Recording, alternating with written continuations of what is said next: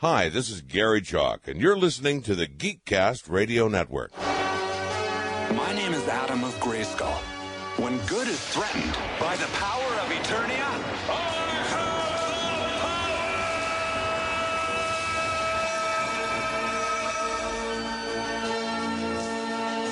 I was summoned to the future by the last of mankind to defend them in their hour of need.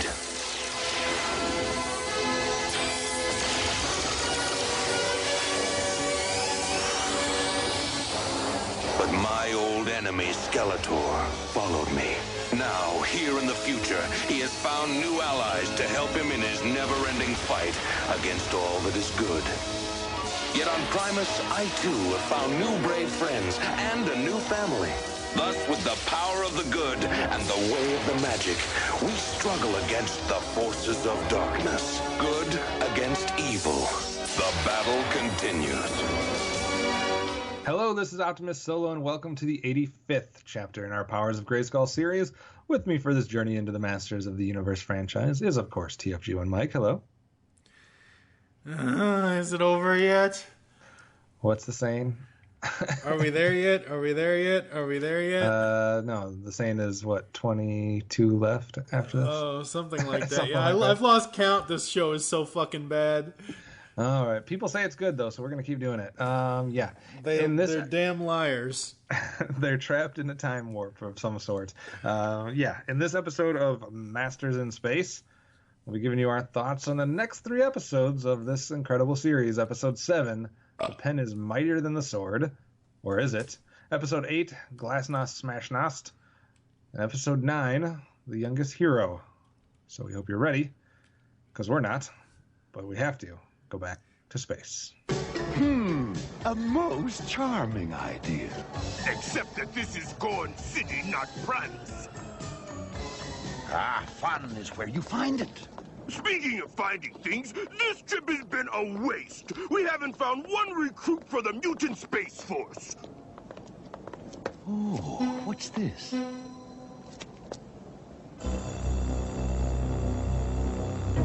A simple painting, that's all. No, there is nothing simple about this painting, or the artist who drew it. He and I have a great future together. Are you coming or not? Not. I want to learn more of this. Why, Skeletor, I never knew you had an interest in art. I have an interest in anything that can bring me victory over my foes. Leave me now, Flog. I've got webs to weave. Trust me, you're gonna love it. First up today is Episode 7. The Pen is Mightier Than the Sword, ... or is it?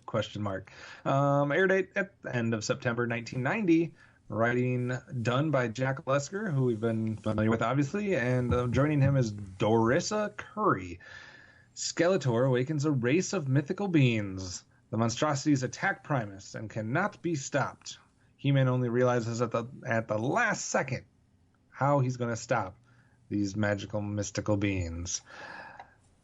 Mike, what do you think about the plot for The Pen is Mightier Than the Sword? I got nothing. This show.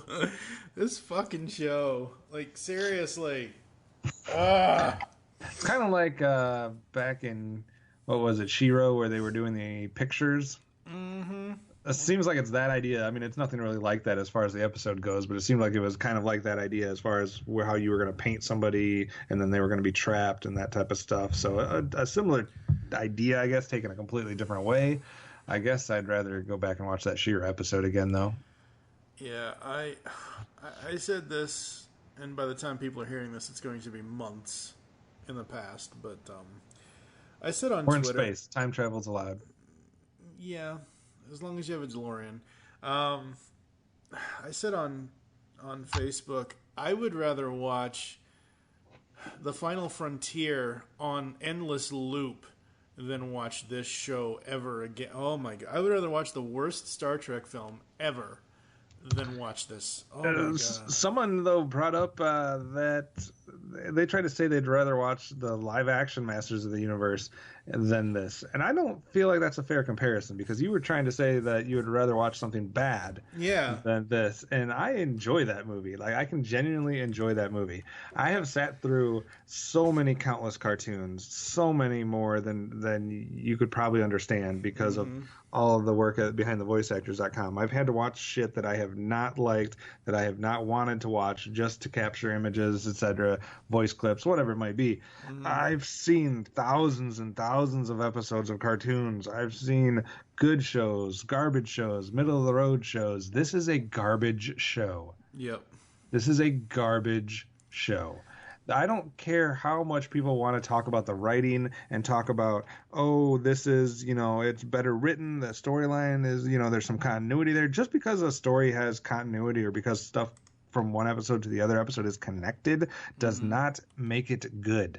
There has to be something drawing you to this, and the characters are just not doing it. They look awful. It's just, there's nothing to draw you to this series. Like, why do people watch this show? Do they watch it for weird looking Skeletor? Do they watch it for He-Man? Kind of, I guess you could call him He-Man. I mean, Skeletor has gotten better. But I mean, is that going to draw you to the show? Are you going to watch this show to see what this, to like tune in? I got to see more of this Skeletor. Maybe the only thing for me, because at this point, now that I know, like, when we originally started this, 2 episodes ago, I didn't realize at the time who Campbell Lane was. The fact that he was the voice of Rampage in Beast Wars and all of that. And now that I can hear it in the Skeletor voice, I can hear it in his laugh. Skeletor has some good lines. He's the best character out of all of them. But I'm saying, is the best character in the series still enough to draw you to it? Like, people not would the tune entire in. show, maybe an episode here or there, but not the entire show. No. I mean, people would tune in to the Turtles for the Turtles. They would tune in to G.I. Joe to see what Cobra Commander or Destro or somebody was going to do, because they were just cool looking dudes and they had an intrigue to them or whatever. They would tune into the Thundercats for Lion-O or for Mum-Ra. Like they live for that moment where Mum-Ra transforms. You know what I mean? Like, there's stuff that's drawing you to that. And the best character in this series, Skeletor, still wouldn't be enough to get me as a kid to watch this. Like, it just, I don't know, it just doesn't do it for me at all. No. All right. Well, I'm not trying to get off track of the episode, but I just had to get that out there. That's my bitching moment before we try to be fair to these episodes and rank them and all that kind of jazz. But, oof. All right, let's try to make a trip to the Palace of Eternos for anything you liked about this episode. Did he say Captain Tiffer or Captain Tipper? I couldn't tell. Tipper, I think. Okay. And then we have a giant space rabbit. Okay, then. The only thing outside of Skeletor and He-Man's lines in this that were pretty funny, the only thing I really dug was the music at the scene where it's right as Skeletor said, yeah, exactly. It's right before he says a coup de grace, like the music swell right there. That was cool. What do you got? Not a lot. I mean, I think there's a funny line from Skeletor in there because he's standing right in front of Flog and he has the line, "I just love forcing people to do what I want them to." Yep. It's like, how dumb is this guy to not realize that that's exactly what he's doing to him? Yeah. I thought the paintings were interesting. And Skeletor hiding in the hay was kind of a weird moment, but I guess I liked it because it's in my Palace of Eternos moments.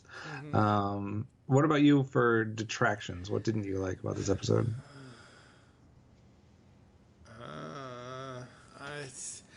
It just, like, they're not going anywhere with these plots. Like, we're supposed to be learning about this world Primus that has nothing to do with Unicron or the Transformers, and we're supposed to be learning why the mutants and the people of Primus are at war, other than the fact to just have a war, or just the fact that the mutants want to take over Primus and yada yada yada, and whatever else. It's too generic, and this episode specifically is about as generic as you can get. it's generic enough that I didn't have anything that I wanted to write down one way or the other, I guess. So there's something. I mean, it didn't necessarily like straight up piss me off or make me angry or, disappoint me or grate on my nerves. Nothing like that. But man, there's just not a lot to write home about. Like I find myself utterly bored during these episodes. And I'm hoping that I'll find a few gems along the way, but it's been rough going so far. So, all right. Well, moving right along then, I guess. How about anybody that stood out enough that you want to give them some props or bash them in the head, or what do you think? Skeletor and Slushhead get power swords because they're just too funny in this episode. They really are. They stole the episode. Fair enough. I just had one. This guy that they're calling Helm, the human-looking gentleman with the weird hair, it's kind of like pointed like an alien, I guess. I don't know. Like I gave him a Havoc Staff and a Power Sword. Like I thought he was a good character, and then I thought he was terrible at the same time. So I don't know how that works, but I liked him and hated him. So take that for what you will. What about a Galactic Guardian rating for this episode? 2.5. 2.5. I am not far off from you. I am at a 3. It's just another, based on those grades, you can clearly see that this is just another standard middle of the road, not great, not bad, just there. It's just there. Yep. All right. Well, see, I think what we got to do here, Mike, is we have to be men of our words. We have to be true to what we said we were going to do. But all we said we were going to do is cover these episodes. Yeah. We did not say that we were going to give them the same amount of attention or time that we did the He-Man or the She-Ra or the 2002 series. We just said we were going to cover them. So I think it's just like full speed ahead right now. Like, let's just put our heads down. Well, let's just, before we start, bullying through the rest of this episode, the sad thing is these episode lengths for this part of the Powers of Grayskull series, with how negative we are on this show, it's about the same length as an episode of Pecan Court Michael and I doing our Phineas and Ferb show, and we praise the hell out of Phineas and Ferb. But see, we're doing a service. Number one, we're covering the shows, so we're not lying to anybody. We're not going back on our word. Number two, I know there's a lot of people out there that don't like lengthy podcasts, and we're usually a little bit more lengthy. We're winded. We like to put out podcasts across the network that are, hour and a half, hour and 15 minutes, hour and 45 minutes, 2 hours, etc. So we're just changing it up for people. Maybe some people out there like the 20-minute show. Maybe. Let's hope. We're trying to get like 3 episodes worth of reviews in the time it would take for you to watch one episode of this series. That's what we're trying to do. All right, we're going to take a quick break. We'll be back with episode 8. It's Showtime Synergy. The latest review podcast from the Geekcast Radio Network is here. So join TFG1Mike, Nicole Hailstorm, and myself, Lady Wreck, as we will be reviewing all 65 episodes of Joe and the Holograms in a 25-episode-long podcast. You can find Showtime Synergy on iTunes and GeekCastRadio.com. We are the truly outrageous podcast that you want to be listening to. Up next today, episode 8, Glastnost Schmaznost, somewhere around October 1990, written by Kevin O'Donnell.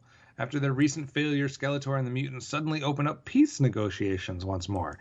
But He-Man is suspicious, and the Galactic Advice Council says that both sides should dispatch an ambassador. The mutants send Skeletor, who wants to use his stay on Primus for an insidious plot, and the Galactic Council clearly obviously chooses He-Man. So we have He-Man and Skeletor meeting about peace. What do you think of this one? This is the first in a long, what I'm assuming is going to be a long line of Skeletor trying to do the peace type.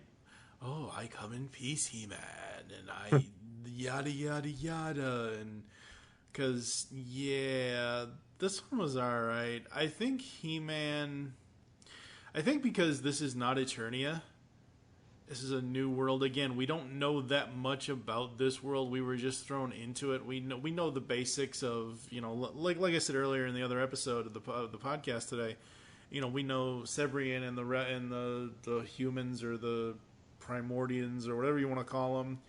they're the good guys or they're the ones that are being enslaved by the mutants and whatever else and yada yada yada. But like, you know, this is a new world to He-Man. This isn't a world that has been oppressed by Skeletor for, you know, years and years and years like Eternia was. So it's like, I almost wish He-Man would not just solely go bullying in with, oh, but it's Skeletor and he's bad. We know he's bad, He-Man. We get it. We understand it. But,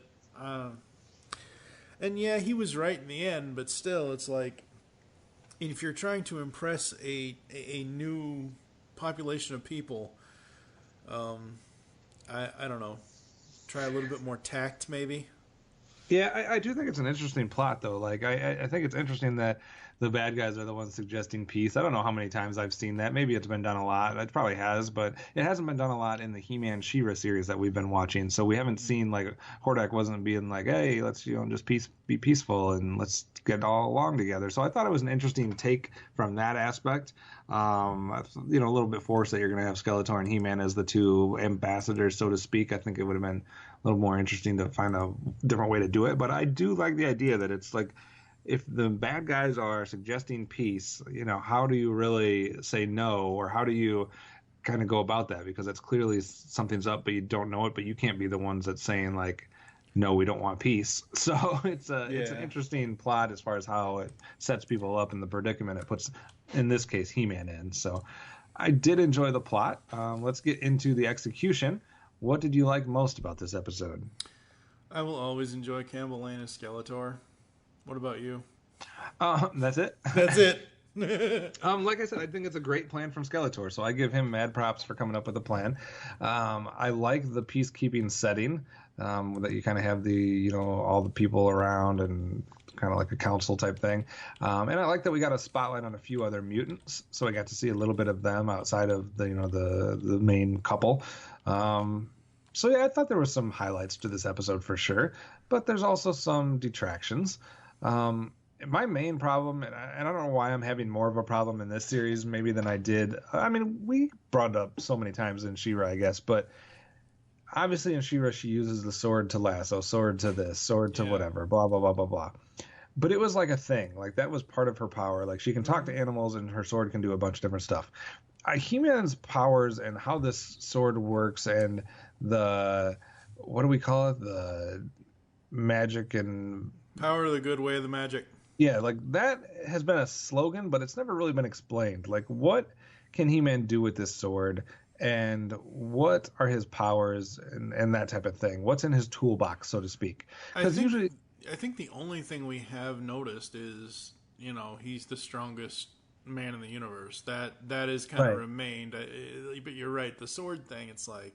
Because one of the key things to all of the success of the other He-Man series, especially the Filmation, what they did so good, and yeah, whatever, they're selling toys, etc., so they're trying to highlight characters, but they were very keen on outlining for you exactly what everybody's bag of tricks were. Like, this is what... whatever. This is what Beastman can do. He can talk to the animals. He can do this, that, and the other.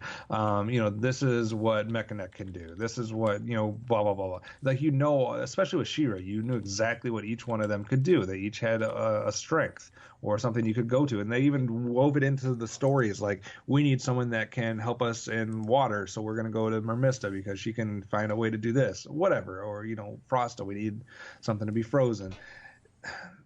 It's so vague to me up to this point so far with all of these characters.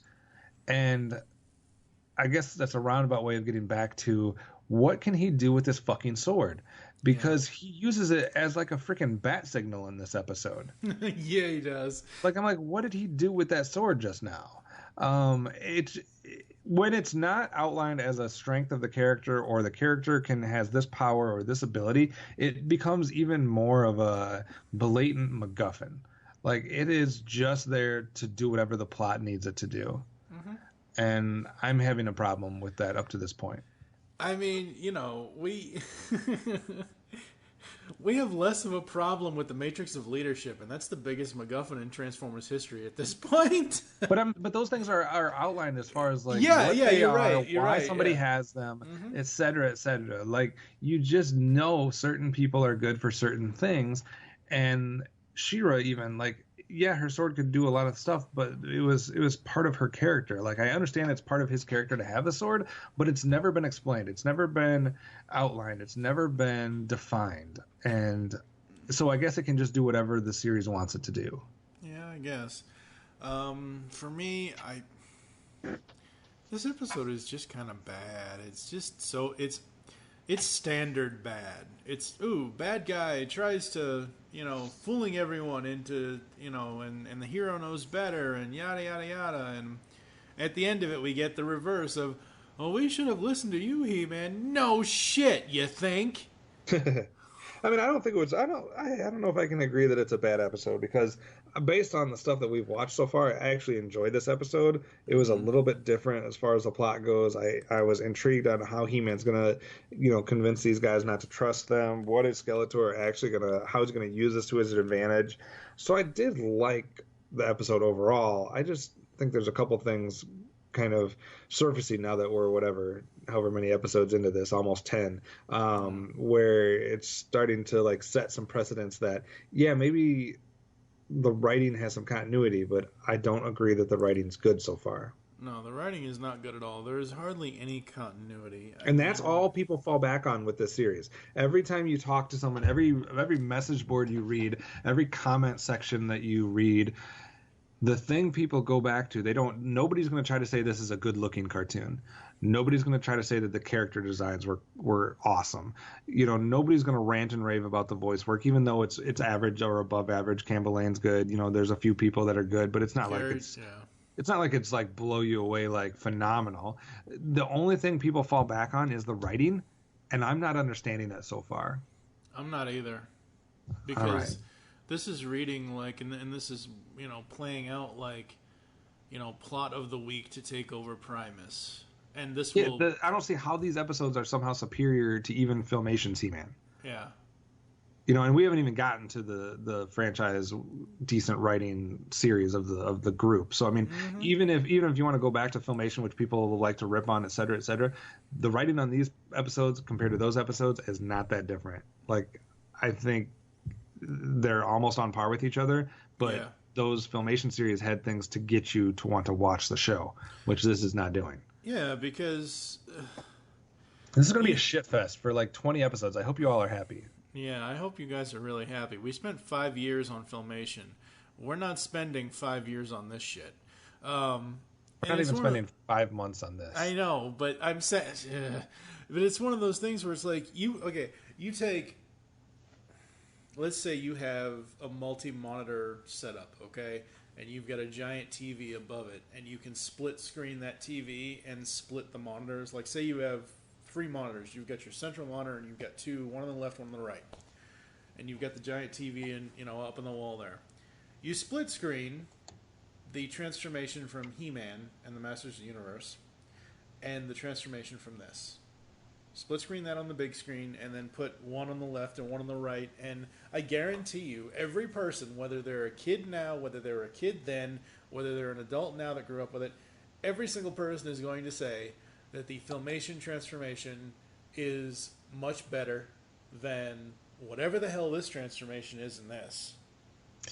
Well, the other thing, I guarantee if you put just a still shot, just like think of like a banner image, like you're going to put all the characters that are in each show in like some type of banner image or an action sequence or something, and you're just going to still shot that and put that on all the monitors. I don't care what decade you go to. Go into your DeLorean, go back to the 70s, go to the 80s, go to the 90s, go to now. Every kid that you show those pictures to and have them point, which show would you rather watch? They're all going to point to Filmation. Yep. They're all going to point to Filmation. And that is not me saying that because I grew up with that series versus the New Adventures. It just looks like a better cartoon. And that's because it is. All right, let's get into the awards section for this ranting episode of Glastnost Schmaznost, which I guess I don't understand that title. So whoever it's a play on the piece. It's the Cold War with the U.S. and Berlin and Germany, etc. The leaders. This is a '90s cartoon. Damn it! That's where they're getting from. It was supposed to be a piece, and they're whatever. All right, Mara gets a Havoc staff for me. Because she's too willing to buy into the fact that the mutants want peace. Right. You got to be a little bit more apprehensive. Slushhead also gets a Havoc staff because he kind of slipped up to He-Man and kind of blew things there. So those are my Havoc staffs. Before I let you speak, I do have one Power Sword as well, and I think he's going to get the most throughout the whole series. Skeletor, Exercise. Yeah. What about you for any Havoc staffs or Power Swords? Everybody besides Skeletor. Everybody. The writers, the creators, the characters, Mara, He-Man, Slushhead, everybody gets a fucking Havoc staff except for Skeletor. And the Skeletor gets a Power Sword. So you're a big fan of Skeletor, not so much everybody else. Yeah, pretty much. All right. What about a rating for you? I think I'm going to be way higher than this one on you. 3. Oh, not too bad. I'm at a 4. I thought it was unique enough that I enjoyed it more than I have most of the other episodes we've watched so far. So that's the only reason, I guess. But a 4 for me. So, hey, I'm being positive. See, it's not all negative. I'm just ranting in between my 4 rating episodes. So, all right, one more break. Let's get back to episode 9 in a second. Hello, geeks and geekettes! Looking for a podcast that covers a vast array of topics? Then check out Altered Geek Unleashed, where we discuss our thoughts on this week's geeky news, tech, gaming, television shows, movies, cartoons, comics, and more. So, get altered, get geeky with the Altered Geeks, every Friday on the Geekcast Radio Network. Last up today is episode 9, The Youngest Hero, October 1990, written by Michael Stokey. Skeletor infects Kaz with a virus and says that he will only give the antidote if He-Man surrenders his magic sword. What do you think, sir? Why does Skeletor want the sword? Like, okay, other than the fact that the sword is the power of Eternia or whatever. Even though there's no way for anybody to know that right now. Yeah, I know, but that's what I'm saying. Like, okay, Skeletor comes from Eternia, obviously, but it's like, what the hell? I mean, I just don't get it. Yeah. I don't understand this episode at all. No. I was just bored. I was bored to tears. I wanted to shut it off. I wanted to do anything else. I wanted to not take notes. This so, I don't know. It's so stupid. It's almost like a kid episode because this Kaz is almost like a child here. So yeah. I don't know if I'm a big fan of him being involved at all. He just seems to be the one that's always going to tag along when he shouldn't be, and he just deserves to die for being where he shouldn't be. Yeah. So, He-Man, everybody else is telling you to stay. You have to stick on board, or you have to go somewhere where you're not supposed to. Kids like that deserve to be punished. Karma should come into play. No. Okay, so Michael Stokey, the writer, I just kind of wanted to see what else the man has done. Right. He's mostly been miscellaneous crew on writer. It was this and something coming up next year, Sergeant Stubby, an American Hero. I have no idea what that is. I'm not clicking on that, but acting credits, he was in Cades County in 1971, the FBI in 71. He was on Emergency for an episode in 72. Mod Squad, Incident on Dark Street, 84C Mopic, whatever that is. Starship Troopers in 90. Oh, he was, okay. Yeah, I remember that guy. He was in Rules of Engagement in 2000.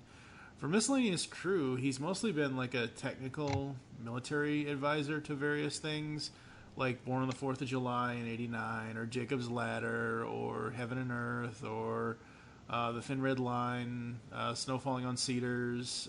He was the military advisor on Band of Brothers for 2 episodes. So he's done more advising than writing. So I guess I'll give him a pass. I mean, this episode, I would probably blame on whoever assigned him this more so than him. Yeah, I'm with you on that one, 100%. So, how about good things or bad things about this episode? I just want to win once. Yeah, that's a good line. I have nothing. I could not take a note on this episode because it was boring me to tears. Yeah, that's the only one.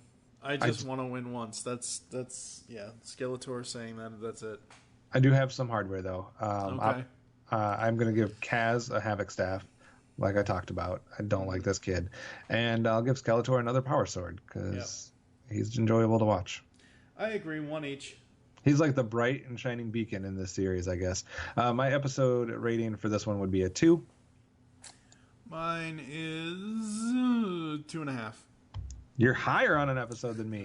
That's rare, folks. I very much doubt that either one of us is going to give any one of these episodes a 5. So as long as we can agree on that, I'm waiting for it. I think there's some 2-parters or something that I'm hoping will be all right. We'll see.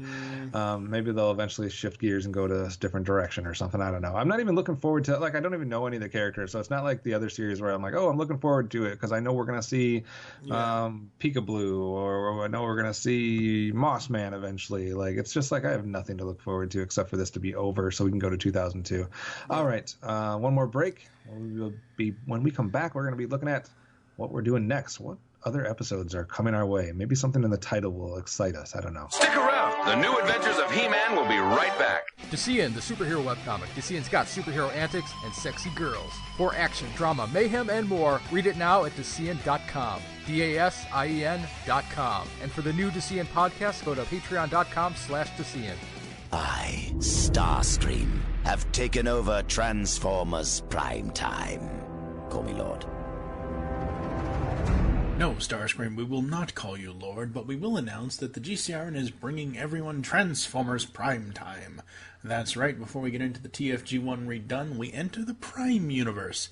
Join your hosts, TFG1Mike, Steve Megatron, OptimusSolo, and Pecan Court Michael as they cover all 65 episodes of Transformers Prime, the comics, the toys, and more. We will also have a commentary on Predacons Rising, interviews with writers, voice actors, and more. All in the latest Transformers review podcast from the Geekcast Radio Network. You can find TF Primetime on iTunes and www.geekcastradio.com. And remember, one shall stand and one shall fall. Welcome back to the New Adventures of He-Man. We are back here around Masters in Space, I guess. And is it over yet? No. 21 more episodes to go. No, 22 episodes to go. Oh, God. Can't we just, double them up and just do 5 per podcast to get it over with? Nope. Short and sweet. Got to keep the episode numbers going. All right, so take it away, sir. If we did that, if we cut it Stop and it. redid it, Stop it. no, if Stop we cut it. it and redid Stop it to it. 5 episodes Stop it. each, we can cut this podcast down to 100 podcasts. Stop it. Yes. Thank you for listening to the Masters in Space today. If you'd like to get in contact with us, leave feedback for the show, there's several ways to do so. Visit the website, geekcastradio.com, where you can comment on this and all of our other episode posts. Leave the show's feedback in iTunes. Please do this. Follow us on Twitter. You can follow at GeekCastRadio for all your network updates. Follow at Pow of Grayskull for the show. I am at TFG1Mike. What is your Twitter?